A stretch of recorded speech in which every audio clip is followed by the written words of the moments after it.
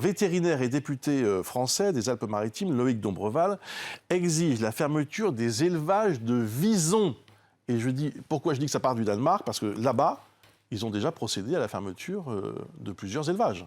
Et ils ont décidé d'abattre la totalité des visons dans le pays. C'est le premier producteur mondial de peau de vison. Ils vont abattre 15 millions d'animaux. 5 élevages ont été identifiés comme ayant été contaminés au SARS-CoV-2, mais par un virus légèrement différent, un variant, une mutation génétique qui a été observée chez ces visons. Et cette mutation génétique, elle s'est transmise à l'homme. Les autorités danoises ont annoncé hier que 12 personnes avaient été signalées comme porteuses de ce variant génétique du virus. Et ça les inquiète. D'ailleurs, écoutez la première ministre danoise qui a fait une déclaration hier. Nous avons détecté une mutation du coronavirus sur les visons et les humains. Cela risque de rendre le futur vaccin moins efficace. C'est évidemment très grave. C'est pour cela que nous avons décidé mercredi d'abattre toute la population de visons du pays. Donc une mutation qui pourrait créer des implications sur le potentiel futur vaccin, parce que pour l'instant, il n'existe toujours pas ce vaccin.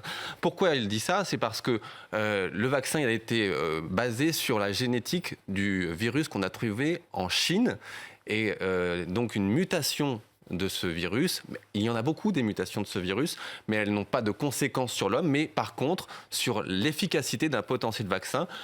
Certains chercheurs estiment que c'est probable. Ce n'est pas obligatoire, c'est-à-dire qu'il se peut que ça n'ait aucune conséquence sur ce vaccin, mais dans le doute, il fallait abattre, d'après plusieurs chercheurs que nous avons contactés aujourd'hui, il fallait abattre ces 15 millions d'individus, ces 15 millions de visons, et confiner aussi 280 000 Danois pendant 4 semaines. Alors, on va en parler tout de suite avec, je le disais, Loïc Dombreval, qui est député des Alpes-Maritimes, député de La République En Marche. Bonjour. Bonjour. Alors, vous êtes particulièrement sensibilisé à ce sujet parce que vous êtes vous-même vétérinaire. Et c'est vrai que vous alertez depuis plusieurs mois sur la situation des visons. Ce qui se passe au Danemark, quelque part, vous donne raison. Malheureusement, oui. Ça fait plusieurs mois que j'explique qu'il faut qu'on mette un terme rapide, par précaution, aux 4 élevages de visons qu'on a en France, puisque je vous rappelle quand même qu'au Danemark, il y en a à peu près 1200. En Hollande, il y en a environ 200. En Hollande, d'abord, avant le Danemark, il a été décidé d'abattre l'ensemble des visons. Pourquoi? Parce que le vison appartient à une famille d'animaux qui a des récepteurs quasiment identiques aux nôtres, au coronavirus et de façon générale au virus respiratoire humain. Et donc, il y a des transmissions de l'homme à l'animal, de l'éleveur au vison, dans les deux sens, qui font qu'il y a de vrais risques de transmission de la maladie.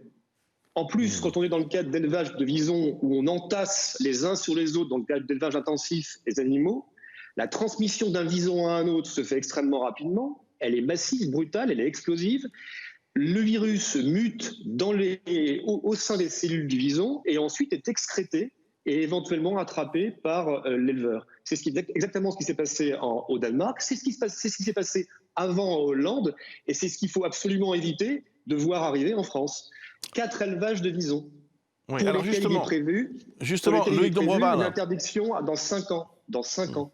Ouais, Loïc Dombreval, les chiffres n'ont rien à voir entre ce qui se passe au Danemark ou en Hollande, vous le citiez, et en France. Vous le disiez, donc 4 élevages seulement, alors qu'il y en a 1200 au Danemark. Mais vous dites néanmoins, il faut prendre des mesures maintenant pour ces 4 élevages? Mais oui, il y a des mesures de précaution, un principe de précaution élémentaire.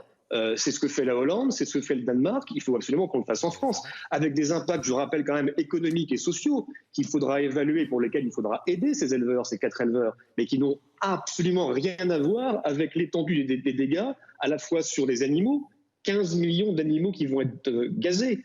Et pareil, des millions en Hollande. Là, on parle de quelques centaines de milliers d'animaux, à peine. En France, je pense que vraiment cette mesure, il faut qu'on la prenne rapidement. Juste une chose, j'avais dit à Barbara Pompili, quand elle a pris ces mesures sur la faune sauvage captive, vous savez, sur les dauphins, les cirques, etc., que je validais à 100%. Je lui avais dit la seule restriction que j'ai par rapport à vos mesures, Madame la Ministre, c'est les 5 ans que vous donnez aux élevages de visons, parce qu'il ne nous a pas échappé qu'en Hollande et que dans cet élevage de visons, on avait de vrais problèmes de transmission de virus. Voilà. Donc aujourd'hui, ce qui est prévu, c'est arrêt dans 5 ans, mais la situation sanitaire exige un arrêt le plus rapide possible dans notre pays. Est-ce qu'une solution, ça pourrait pas être de permettre à un vétérinaire de participer au conseil scientifique ? Ouais, je vois à quoi vous faites référence. J'ai effectivement envoyé un courrier au président de la République pour lui dire qu'il me semblait intéressant, enrichissant pour ce conseil scientifique d'y adjoindre un vétérinaire. C'est pas une solution miracle, c'est pas une solution magique, mais un vétérinaire, pas du tout député, entre parenthèses, mais un vétérinaire épidémiologiste qui a l'habitude de traiter très scientifique, qui traite ces questions de pandémie et d'épidémie quotidiennement, il y en a un certain nombre qui savent faire ça parfaitement. Ce serait un enrichissement, une équipe de football, j'allais dire, de foot et de complète, auquel il manque aujourd'hui, je pense, un joueur pour que l'équipe soit parfaitement complète. C'est ce vétérinaire qui connaît parfaitement la gestion des épidémies au sein des espèces animales, des épidémies interespèces. C'est leur boulot quotidien aux vétérinaires. Ils traitent rarement un individu, ils traitent souvent un groupe d'individus. Je rappelle par ailleurs que les vétérinaires ont découvert les coronavirus, et puis que surtout, quand un médecin il travaille avec un vétérinaire, ils font des grandes choses parfois. Le bacille de Calmette et Guérin, le BCG, Calmette était un médecin, Guérin était un véto. Cette transdisciplinarité, ces échanges sont extrêmement fructueux. Il faut les faire jouer, et il me semble encore une fois que enrichir ce conseil scientifique avec un veto serait une bonne chose. En Allemagne ou en Chine, le conseil scientifique est dirigé par un vétérinaire. La maladie, le Covid-19, ça vient des animaux. C'est une zoonose. Et on va être confronté de plus en plus souvent à ces problèmes de zoonose, à ces transmissions de l'animal à l'homme de maladies. C'est un vrai problème. 75% des maladies émergentes chez l'homme sont d'origine animale. Et les vétérinaires seraient écartés de la réflexion. Je ne comprends pas. Et donc je propose, sans aucune forme d'injonction, mais dans le cadre d'un enrichissement réciproque, l'adjonction d'un vétérinaire dans ce conseil scientifique. Merci beaucoup Loïc Dombreval, merci d'avoir répondu à nos questions ce matin sur BFM TV. 11h24, Gaëtan Mélin nous a rejoint. Bonjour Gaëtan, pour parler du